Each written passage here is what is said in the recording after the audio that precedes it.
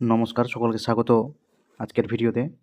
আজকের ভিডিওর আলোচনার বিষয় হচ্ছে সম্প্রতি মার্কিন রাষ্ট্রপতি ডোনাল্ড ট্রাম্প ভারতের ওপর 50% শুল্ক ঘোষণার অফার দিয়েছেন। অফার মানে শুল্ক ঘোষণার জন্য দাবি করেছেন। কি বিষয় বৃত্তান্ত, এ বিষয়ে চলুন আমরা দেখে নিই। কী জন্য মার্কিন প্রেসিডেন্ট ভারতের উপর 500% এই শুল্ক ঘোষণা করবে, কী জন্য আমাদের পানিশমেন্ট দিচ্ছে ভারতকে, আলোচনার বিষয়ে দেখে নেব। সম্প্রতি মার্কিন প্রেসিডেন্ট ভারতের ওপর হুমকি জারি করেছেন বা ভারতকে সরাসরি বলেছেন যে ভারত যদি রাশিয়া থেকে তেল এবং অস্ত্র দুটোই যদি কেনে তাহলে 500% পর্যন্ত শুল্ক বিলে সাই দিয়েছে ট্রাম্প সরকার আমেরিকার। 500% পর্যন্ত শুল্ক আরোপ করা হতে পারে ভারতের পণ্যে, যখন ভারত বিদেশে অর্থাৎ আমেরিকার সাথে ব্যবসা বাণিজ্য করবে, সেই ক্ষেত্রে 500% পর্যন্ত শুল্ক বা ট্যাক্স দিতে হতে পারে ভারতকে। এই লক্ষ্য কী জন্য? লক্ষ্য হচ্ছে ভারত, চীন এবং ব্রাজিল। ভারত, চীন এবং ব্রাজিল এই তিনটি দেশই রাশিয়া থেকে প্রচুর পরিমাণে কাঁচা তেল আমদানি করে। আর ট্রাম্প সরকার বলছে যে এই কাঁচা তেল আমদানি করার কারণে ইউক্রেন না, রাশিয়ার হাতে প্রচুর পরিমাণে অর্থ পৌঁছে যাচ্ছে এবং সেই অর্থ নাকি ইউক্রেনের যুদ্ধে তিনি ব্যবহার করার সুযোগ পেয়ে যাচ্ছেন। তাই জন্য এই অর্থনৈতিকভাবে কোমর ভাঙতে রাশিয়ার তিনি এই সিদ্ধান্ত নিয়েছেন এবং এই সংক্রান্ত তিনি নিজের সিনেট অর্থাৎ আমেরিকার যে সংসদ ভবন সিনেট, সেখানে তিনি বিল পাস করেছেন। প্রেসিডেন্ট ডোনাল্ড ট্রাম্প ভারত বিদ্বেষের সমাপ্তি হচ্ছে না, লাগাতার প্রধানমন্ত্রী নরেন্দ্র মোদীকে লক্ষ্য করে অসম্মানসূচক অপমানজনক বিবৃতি দিয়ে চলেছেন। এবার সব সীমা পেরিয়ে বিশ্ব বাণিজ্যের একটা যুদ্ধের দামামা বাজিয়ে দিলেন ডোনাল্ড ট্রাম্প। বৃহস্পতিবার ট্রাম্প এমন একটি আইন পাস করানোর পক্ষে অনুমোদন দিয়েছেন যেটি কার্যকর হলে ভারতের ওপর 50% পর্যন্ত শুল্ক অর্থাৎ ট্যাক্স লাগু হয়ে যেতে পারে। অর্থাৎ ভারত যখন আমেরিকায় কোনো জিনিস বিক্রি করতে যাবে, সেক্ষেত্রে আমাদের 500% ট্যাক্স দিতে পারে। ভাবতে পারছেন কি জঘন্যতম একটা বিষয়ের সৃষ্টি করেছে। বিলের নামটি হচ্ছে রাশিয়ান স্যাংশন বিল। রাশিয়ান স্যাংশন বিল নামে তিনি এই বিলটি পাস করেছেন নিজের সিনেটে এবং রাশিয়ার বিরুদ্ধে অর্থনৈতিক অবরোধ তৈরি করতে গিয়ে ট্রাম্প বেছে বেছে চীন, ভারত এবং ব্রাজিলকে সবথেকে বেশি টার্গেট করেছেন। কারণ এই তিন দেশই বাণিজ্যিকভাবে সবথেকে বেশি যুক্ত রয়েছে রাশিয়ার সঙ্গে। রাশিয়ার স্যাংশন বিলের লক্ষ্য হচ্ছে যে যেসব দেশ রাশিয়া থেকে তেল, পণ্য, অস্ত্র এগুলো ক্রয় করে তাদের ওপরে সরাসরি 50% ট্যাক্স আরোপ করে দেবে আমেরিকা। অর্থাৎ যারা যারা রাশিয়ার সাথে বিজনেস করে, ব্যবসা করে, তারা যদি আবার আমেরিকা থেকে কোনো জিনিস কেনে, তাহলে আমেরিকা তাদের ওপরে 500% ট্যাক্স লাগিয়ে দিতে পারে। এমন একটা বিলের পাস করেছেন যেটাকে বলা হচ্ছে রাশিয়ান স্যাংশন বিল। অর্থাৎ রাশিয়ার পুরোপুরিভাবে অর্থনৈতিকভাবে আমাদের কোমর ভেঙে দিতে পারে এমন একটা জঘন্যতম বিল পাস করেছেন। যদিও রাশিয়া ভারতের বহুদিনের বন্ধুত্ব রয়েছে, রাশিয়া এবং ভারতে ওইগুলো উল্টাপাল্টা কোনো জিনিসে বিশ্বাস করে না, আর আগেও করবে না, এটুকু আমি আশাবাদী। বিশ্বের সর্বোচ্চ 500% শুল্ক আরোপ করবে এমনটাই অনুমান করা হচ্ছে।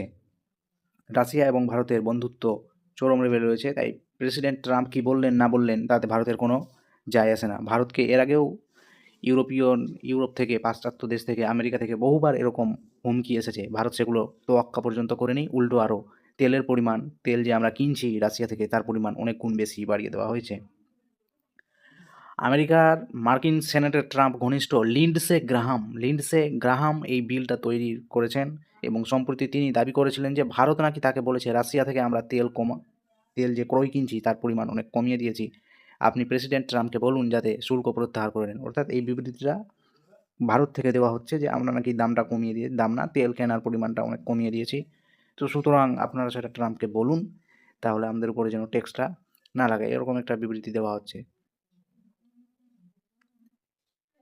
নিজের সোশ্যাল মিডিয়া প্ল্যাটফর্মে গ্রাহাম এই কথা জানিয়েছেন। রাশিয়ার স্যাংশন বিলে অনুমোদন দিয়েছেন ট্রাম্পের সরকার। আগামী সপ্তাহে হয়তো বিলটি সেনেটে আনা হবে এবং এই বিল প্রেসিডেন্ট ট্রাম্পকে অধিকার দেবে যে সেই সব দেশকে শাস্তি দিতে পারবেন। কোন সব দেশকে শাস্তি দিতে পারবেন? যারা রাশিয়ার সঙ্গে সরাসরি বাণিজ্য করবে সেই সমস্ত দেশকে তিনি শাস্তি দেবেন, অর্থাৎ তাদের উপরে প্রচুর পরিমাণে ট্যাক্স লাগিয়ে দেবেন, যেমনটা বলা হচ্ছে 500%। রাশিয়া, ব্রাজিলের মতো দেশগুলিকে প্রেসিডেন্ট ট্রাম্প নিয়ন্ত্রণ করতে সক্ষম হবেন, যাতে তারা পুতিনের ইউক্রেন যুদ্ধে চালানোর অর্থ যোগান দিতে না পারে। অর্থাৎ আমরা যে পয়সা দিয়ে রাশিয়া থেকে তেল কিনে আনছি, সেই পয়সা যে তিনি যুদ্ধে খরচ করছেন, রাশিয়া কার বিরুদ্ধে যুদ্ধে খরচ করছেন? ইউক্রেনে বিরুদ্ধে যুদ্ধে যে খরচ করছেন, এই পয়সাটা যেন তারা না পায়, অর্থাৎ তাদের ব্যবসা বাণিজ্য পুরোটাই বন্ধ করে দিতে চাইছে। রাশিয়া যেন অর্থনৈতিকভাবে বিপর্যস্ত হয়ে যায় এবং ইউক্রেনের ওপরে আক্রমণ করা যেন ছেড়ে দেয়। রাশিয়া এখন এই ইউক্রেনকে নিয়ে চিন্তা করছে। আমরা কয়েকদিন আগেই দেখলাম আমেরিকা ইউক্রেনকে নিয়ে চিন্তা করছে। আমরা কয়েকদিন আগেই দেখলাম যে আমেরিকা কীরকম রাত্রেবেলা মধ্যরাত্রে ভেনেজুয়েলার রাজধানী কারাকাসে আক্রমণ করে, বোমা হামলা করে সেখানকার প্রেসিডেন্টকে এবারে ভয়ঙ্করভাবে তুলে এনেছেন, যা সারা বিশ্বের কাছে একটা ভয়ঙ্কর পরিস্থিতির সৃষ্টি করেছেন, যে কোনো সার্বভৌম দেশের রাষ্ট্রপতিকে এভাবে তুলে নিয়ে আসা সত্যি এটা একটি জঘন্য ব্যাপার, জঘন্যতম, এবং এর সারা বিশ্বে প্রতিবাদ হচ্ছে, ছিছি হচ্ছে। তো সেই রাষ্ট্র এখন ইউক্রেনের চিন্তা করছে। আমি আপনাদের গ্যারান্টি দিয়ে বলছি, এই দেশটি যদি, আমেরিকা যদি রাশিয়ার জায়গায় থাকতো, তাহলে তখন ইউক্রেনকে নিজের দেশের অংশ হিসেবে গ্রহণ করে নিত, এবং হয়তো যে ইউক্রেনের যিনি এখন রাষ্ট্রপতি রয়েছেন ভ্লাদিমির জেলেনস্কি, তিনি হয়তো এখন বেঁচেও থাকতেন কি থাকতেন না সে বিষয়ে সন্দেহ রয়েছে। যদি আমেরিকা রাশিয়ার জায়গায় থাকতো, রাশিয়া আছে বলে একটু থেমে থেমে থেমে থেমে মারছে, কিন্তু আমেরিকা যদি থাকতো, যেমনভাবে ভেনেজুয়েলার প্রেসিডেন্টকে তুলে এনেছেন, ঠিক সেইভাবেই রাশিয়া ইউক্রেনের প্রেসিডেন্টকে হাওয়া করে দিতেন আমেরিকা। আর তিনি এই বিষয়ে চিন্তা করছেন। লক্ষণীয় বিষয় হচ্ছে যে ট্রাম্প বুধবার রাতে সরাসরি নেটোকে হুমকি দিয়েছে। নেটোকে কী বিষয়ে হুমকি দিয়েছে? নেটোকে হুমকি দিয়ে বলেছেন, দেশগুলির আমেরিকার বিপদের সময় কোনো কাজে আসবে না, আমরা আছি তাই নেটো আছে। এটা ওরাও জানে। আমি 8টি যুদ্ধ থামালাম, অথচ নেটো সদস্য নরওয়ে এত বোকা যে তারা আমাকে একটি নোবেল পুরস্কার পর্যন্ত দিতে পারল না। আমরা জানি এবার শান্তিতে নোবেল পুরস্কার কে পেয়েছেন? ভেনেজুয়েলার মারিয়া করিনা মাচাদো, তিনি নোবেল পুরস্কার পেয়েছেন, এবং ভেনেজুয়েলারই রাষ্ট্রপতিকে তুলে এনেছেন আমেরিকান প্রেসিডেন্ট ডোনাল্ড ট্রাম্প। যে আশাটা আমেরিকান প্রেসিডেন্ট করছিলেন যে তিনি এবার হয়তো শান্তিতে নোবেল পুরস্কার পাবেন, তিনি অনেকগুলো দেশের যুদ্ধ থামিয়েছেন, শান্তিতে পুরস্কার পাননি, তাই জন্য তিনি এবার সারা বিশ্বের মধ্যে অশান্তি শুরু করে দিয়েছেন, এমন একটা পরিস্থিতি। তো আমরা এই মুহূর্তে দেখে নেব যে ভারত কোন দেশ থেকে কতগুলো তেল ইম্পোর্ট করছে বা তেল কিনে আনছে। এগুলো হচ্ছে এপ্রিল মে মাসের ডেটা 2025 সালের। আমরা রাশিয়া থেকে প্রায় 19 লক্ষ ব্যারেল তেল কিনে আনছি। রাশিয়া থেকে সর্বাধিক পরিমাণে আমরা রাশিয়া থেকে এই তেল কিনছি। তো এত পরিমাণ পার ডে আমরা 19 লাখ ব্যারেল তেল কিনছি রাশিয়া থেকে। এবার এত পরিমাণ তেল যদি কিনে আনি আমরা, কাঁচা তেল, তাহলে রাশিয়া অবশ্যই আমাদেরকে কিছুটা পরিমাণ সস্তাতে তেল দিচ্ছে, এটা কোনো দ্বিধাবোধ নেই। এত পরিমাণ যদি তেল কিনি, তাহলে তো রাশিয়ার কাছে প্রচুর প্রচুর প্রচুর পরিমাণে হচ্ছে অর্থের যোগান হচ্ছে। তো এই অর্থনৈতিক দিক থেকে ওদের কোমর ভাঙতেই মার্কিন প্রেসিডেন্ট সম্প্রতি এরকম ভুলভাল সিদ্ধান্ত নিচ্ছেন নিজের দেশ থেকে। সে উনি যা করুক, সাথে তাতে কারো কিছু লাভ হবে না, কারো কিছু কোনো যায় আসে না, বলতে চাই। এবং যে দেশেরগুলোর বিরুদ্ধে মার্কিন প্রেসিডেন্ট এমন একটি সিদ্ধান্ত ঘোষণা করছেন, সেই দেশগুলো যদি একত্রিত হয়ে যায়, তাহলে কিন্তু আমেরিকা বিপদের মুখে পড়ে যেতে পারে। অর্থাৎ আমরা এখন বিশ্বের 4র্থ বৃহত্তম অর্থনীতিতে পরিণত হয়েছে ভারত। প্রথম অর্থনীতির দিক থেকে রয়েছে আমেরিকা, দ্বিতীয় চীন, তৃতীয় জাপান, চতুর্থ ভারত। তো আমেরিকাকে বাদ দিয়ে যদি আমরা সবাই একত্রিত হয়ে যাই, তাহলে আমেরিকা কোন দিকে যেতে পারে? তো এগুলো অবশ্যই ভাবার বিষয় আছে ডোনাল্ড ট্রাম্পের। আমরা প্রথমত সর্বাধিক পরিমাণে তেল কিনছি রাশিয়া থেকে, প্রায় 19 লক্ষ ব্যারেল পার ডে।